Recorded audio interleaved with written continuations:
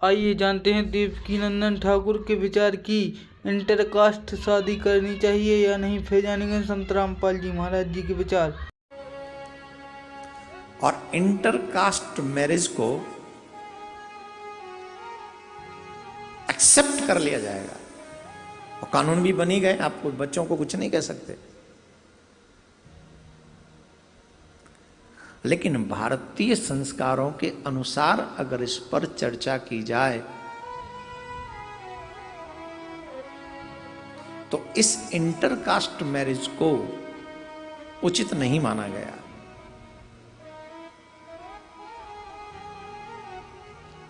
आज जो चीजें हो रही हैं कि अपनी ही मर्जी के मुताबिक हम करेंगे जो हमें करना है, और करते भी हैं लोग, उन्हें रोक भी नहीं सकते, राइट भी नहीं है, अधिकार भी नहीं है। कैसे रोकेंगे आप पे क्या राइट है जो आप रोक लेंगे किसी को? हम भी नहीं रोक रहे, किसी को रोक नहीं रहे।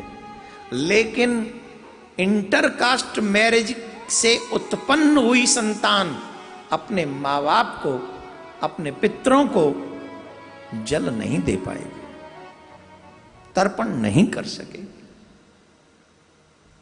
उससे पितृ तृप्त नहीं होंगे। जो इंटरकास्ट मैरिज करते हैं, युवाओं से मेरा निवेदन है, आग्रह है,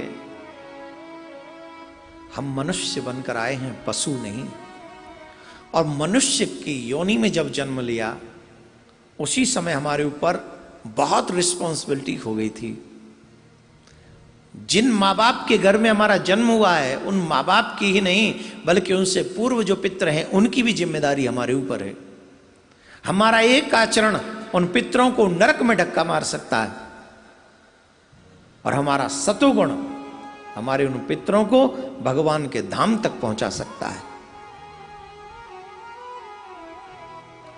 जैसे ट्रेन के इंजन के पीछे तमाम डिब्बे होते हैं और यात्री अपनी मंजिल तक पहुंच जाते हैं। चलता तो अकेला इंजन ही है, डिब्बे नहीं चलते हैं, इंजन ही चलता है।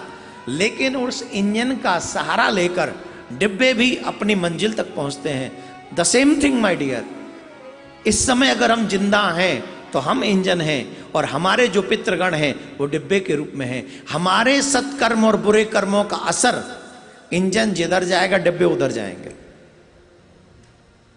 तो जो कर्म हम करेंगे उसका रिएक्शन, उसका फल हमारे पितरों को झेलना पड़ेगा।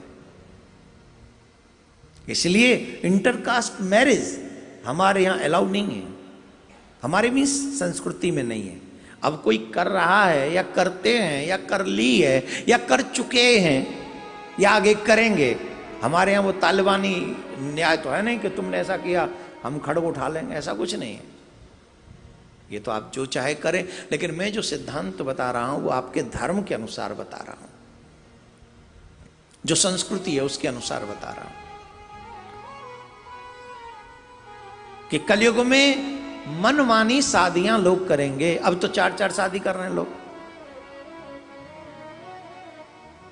एक है तो दूसरी कर रहे हैं, दूसरी है तो तीसरी कर रहे हैं, और अब तो कई कई कर रहे हैं। जब से फेसबुक आया है तो शादियों की गिनती नहीं है, बिना बताए कई कई कर ले रहे हैं। क्या करोगे उनका?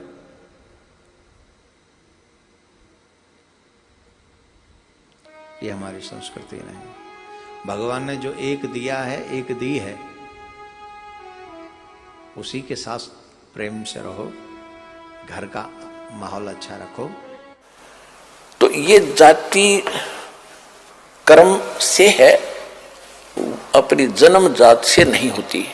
जैसे आज कोई भी लड़का, जैसे हमने देखा एक जाट, और जहां दास सर्विस करता था नहर विभाग में, वहां चिनाई का काम करता था, राजमिस्त्री कहलाता था, राजमिस्त्री। और गांव में भी उसने राजमिस्त्री कहते थे, जाट होते हुए भी।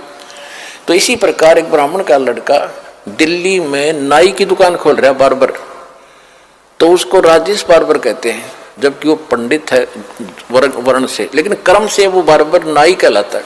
तो इसी प्रकार हमारी ये जातियां बनती चलेगी, ग्रुप बन गए। फिर क्योंकि पहले व्यवसाय परंपरागत होते थे और उसी परंपरा में विवाह होना इसलिए कंपलसरी था क्योंकि जैसे जाट की लड़की और कुम्हार का ब्यादी, तो जाट का व्यवसाय कुछ और है और कुम्हार का कुछ और, जाते सारे बर्तन फोड़ेगी।